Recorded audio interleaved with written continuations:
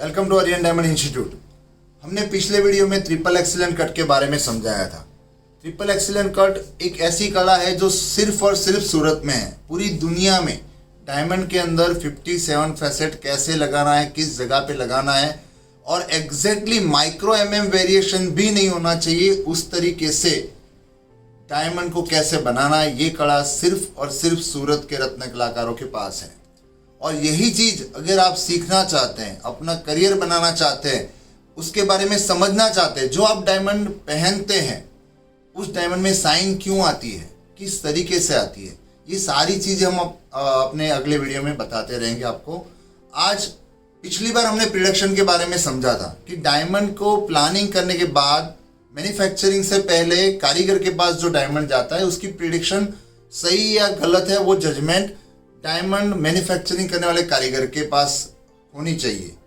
जैसे cut, colour, clarity, ये तीनों चीज डायमंड को मैन्युफैक्चरिंग स्टार्ट करने से पहले कारीगर उसको खुद चेक करता है और अगर सही है तभी वो काम को आगे स्टार्ट कर सकता है।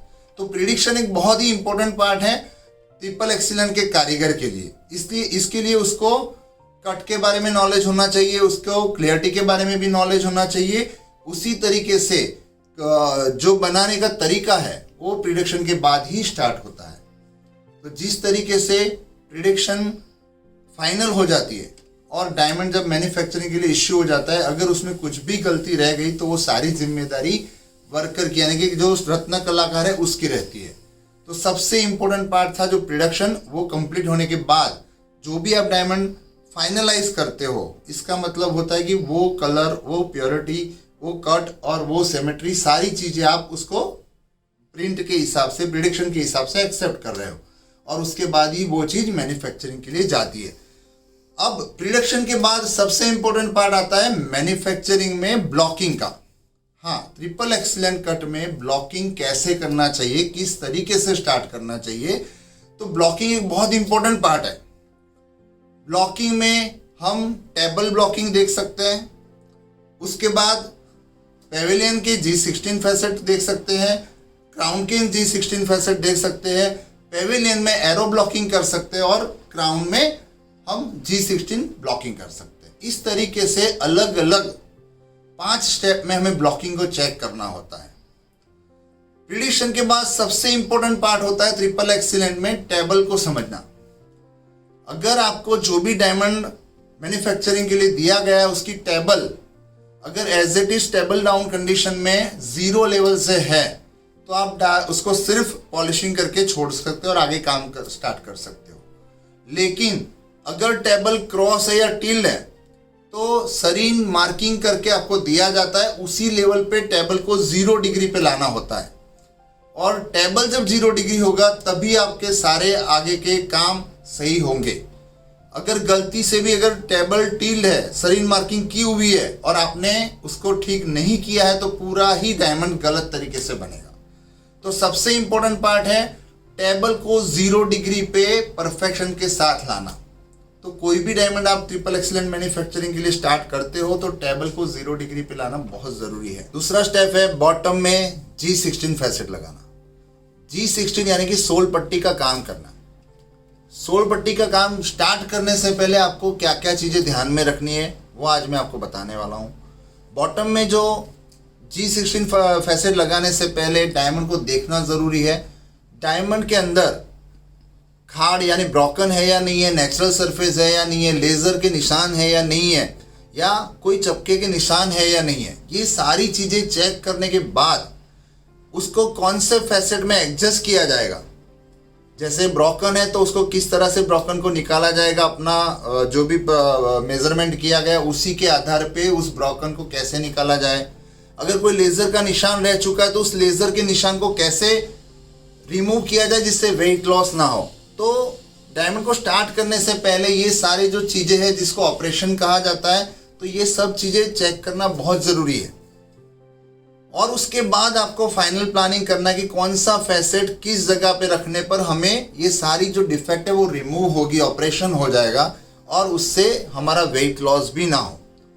तो इस तरीके से G16 फैशन लगाते वक्त आपको इन सब चीज़ों का ध्यान रखना है और जो भी प्रिंट मेजरमेंट है उससे 1 या 1.5 डिग्री काम छोटा, मतलब कि दूर रह के सारे ब्लॉकिंग के फैसेट लगाने हैं।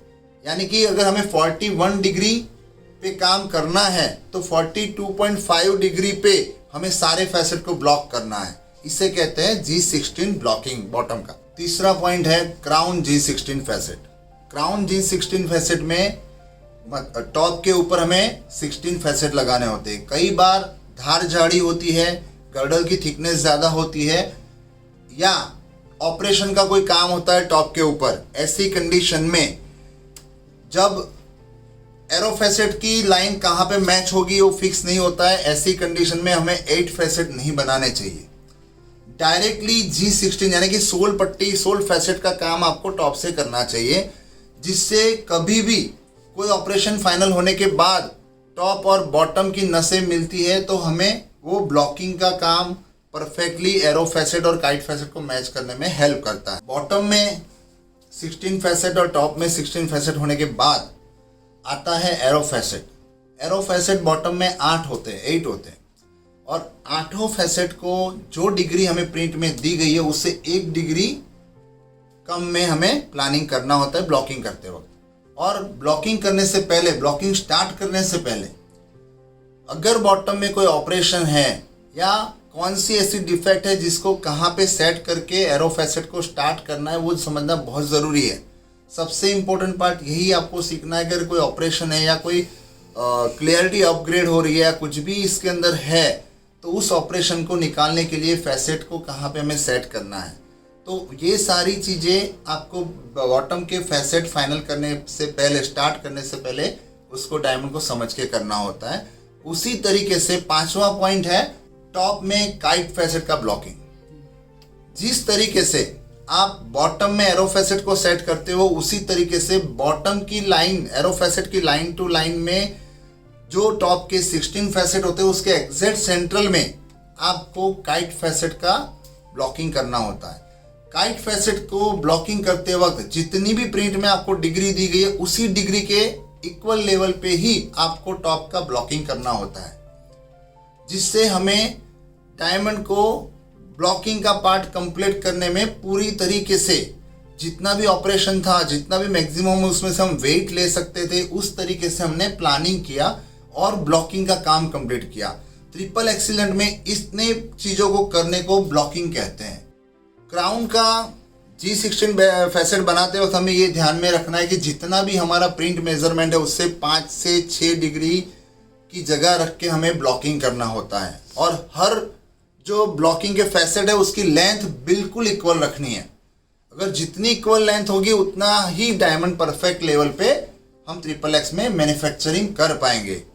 तो ये आज हमने देखा टेबल को कैसे सेट करना है ब्लॉकिंग में, बॉटम की G16 फैसेट को कैसे सेट करना है, क्राउन के G16 फैसेट को कैसे सेट करना है।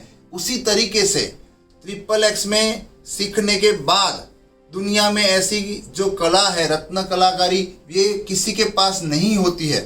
वो सीखने के बाद आपका करियर कैसे बना सकते हो और कैसे इस फील्ड में हम आगे बढ़ सकते हैं उसके बारे में हम अगले वीडियो में चर्चा करेंगे। Thank you very much.